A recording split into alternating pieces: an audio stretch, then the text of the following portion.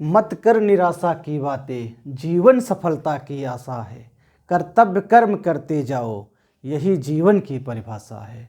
तो अपने कर्तव्य पथ पर हर समय चलते रहना चाहिए। इन्हीं पंक्तियों के साथ हम छंद की शुरुआत करते हैं। छंद के तीन भेद होते हैं। छंद के तीन भेद होते हैं, मात्रिक, वर्णिक, मुक्तक। मात्रा के आधार पर छंद की पहचान करें तो मात्रिक छंद, मात्रा के आधार पर हम छंद की पहचान करें तो मात्रिक, जिसमें मात्रा का विधान हो। जिसमें वर्ण का विधान हो तो वर्णिक छंद। वर्ण के आधार पर छंद की पहचान करें तो वर्णिक छंद। और जो स्वतंत्र होते हैं उन्हें हम मुक्त छंद कहते हैं। मुख्य रूप से छंद दो प्रकार के होते हैं, वर्णिक और मात्रिक। मात्रिक छंद की जो मुख्य बातें हैं उसको हम एक ही साथ आपको बताने का प्रयास करेंगे। और बहुत ही अच्छा ट्रिक हम लेकर आए हैं, व्यवहारिक ट्रिक है, बिल्कुल व्यवहारिक ट्रिक है। इस ट्रिक के माध्यम से आपको सारी बातें याद हो जाएंगी। अब मुख्य रूप से मात्रिक छंद में यही सारे पूछे जाते हैं। ठीक, तेजी के साथ हम लोग समझते हैं, कम समय में ज़्यादा बातें आप बताते हैं। देखिए, अर्धसम मात्रिक छंद, अर्धसम मात्रिक छंद। अर्धसम मात्रिक छंद कहने का मतलब है आधा सम रहेगा और आधा सम नहीं रहेगा। इसके बाद सम मात्रिक छंद, यानी कि प्रत्येक चरण में एक समान मात्राएं रहेंगी जब, तो सम मात्रिक छंद। ठीक, विषम मात्रिक छंद, जहाँ विषम रूप से मात्राएं रहेंगी वहाँ विषम मात्रिक छंद। तो अर्धसम मात्रिक का ट्रिक है, ये प्रश्न पूछा जाता है कि अर्धसम मात्रिक में कौन सा छंद आएगा, अर्धसम मात्रिक का कौन सा छंद है। तो जैसे दे देगा उल्लाला किस में आएगा, अर्ध में आएगा, सम में आएगा कि विषम में। तो हमने ट्रिक बनाया है व्यवहारिक ढंग से, बहुत अच्छा ट्रिक है, आप इसको समझिए, औषध के रूप में है। अर्धसम मात्रिक छंद देखिए, इसका ट्रिक है बसो दो। अर्धसम मात्रिक छंद का ट्रिक है बसो दो। बासे बासे बरबे, सोठे सोरठा, सो से सोरठा, दो से दोहा, उसे उल्लाला। बरबे सोठा दोहा उल्लाला। बरबे में देखिए 12 मात्राएं, 7 मात्राएं, यानी कि पहले और तीसरे में 12 मात्राएं, दूसरे और चौथे में 7 मात्राएं। बरबे में बासे बरबे, बासे 12 7 मात्राएं, याद रखना है आपको।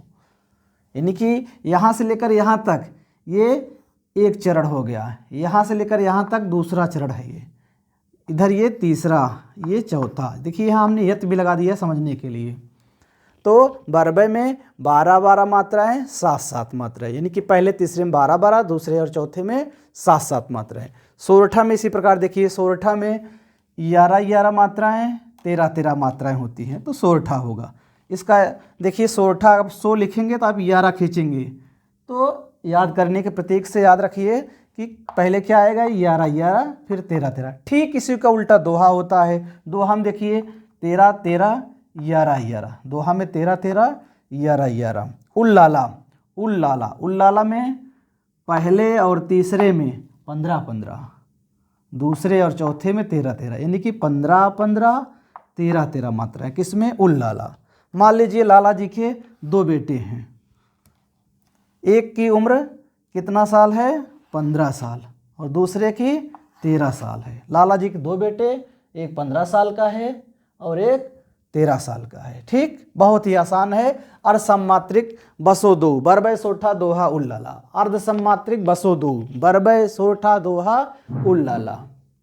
इसके बाद सम मात्रिक छंद। इस सम मात्रिक छंद में क्या होता है, इसमें प्रत्येक चरणों में मात्राएं समान होती हैं। जैसे कि रोला में कितनी मात्राएं होंगी, 24, 11 और 13 पे यति हो सकता है, कभी कभी नहीं भी होता है। तो यहाँ पर 24 मात्राएं हो रही हैं, और यहाँ देखेंगे अब सोरठा और दोहा में, यहाँ भी अगर टोटल गिनेंगे 24 हो जाएगा पूरा लेकर यहाँ तक।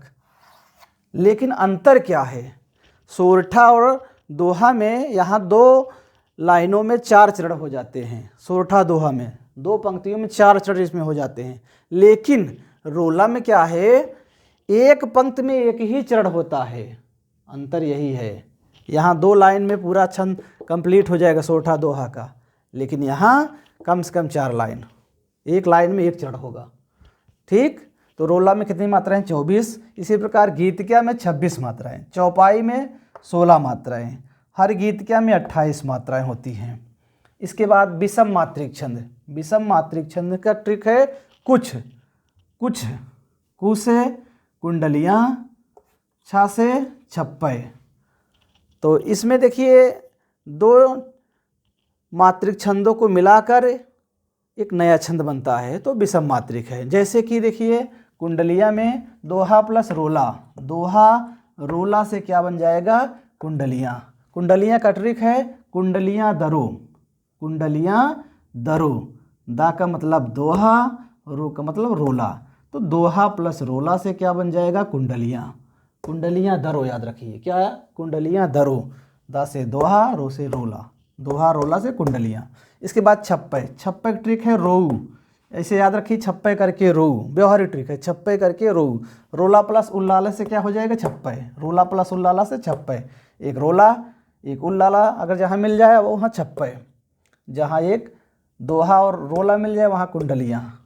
ठीक, कुंडलियाँ धरो, छप्पय करके रोऊ, यानी कि रोला प्लस उल्लाला। तो याद रखना, छप्पय, रोऊ, कुंडलियाँ धरो। बहुत आसान ट्रिक है। इधर सम मात्रिक में क्या था? रो गी चौ ह, रो से रोला, गी से गीत किया, चौ से चौपाई, ह से हर गीत किया। रोगी चौ, रोला गीत किया, चौपाई हर गीत किया। किस में आएंगे? सम मात्रिक में। अर्धसम मात्रिक में बसो दो, बरबे सोठा दोहा उल्लाला, बरबे सोठा दोहा उल्लाला। बहुत ही आसान है। और इसके पहले हम लोग पढ़े थे कि छंद का दूसरा नाम क्या है? पिंगल, क्योंकि ऋषि पिंगल छंद के आदि प्रेरणा हैं। ऋषि पिंगल छंद के आदि प्रेरणा हैं। छंद का दूसरा नाम क्या है? पिंगल। छंद छद धातु से बना है। छंद संस्कृत का शब्द है। छंद किसका शब्द है? संस्कृत का शब्द है। तो ये सारी बातें हैं, आप आसानी से याद कर सकते हैं। अर्धसम मात्रिक का ट्रिक है बसो दो, बरबे सोठा दोहा उल्लाला। सम मात्रिक का ट्रिक है रोगी चौ, रोला गीत क्या, चौपाई हर गीत क्या। रोगी चौ सम मात्रिक, रोगी चौ सम मात्रिक।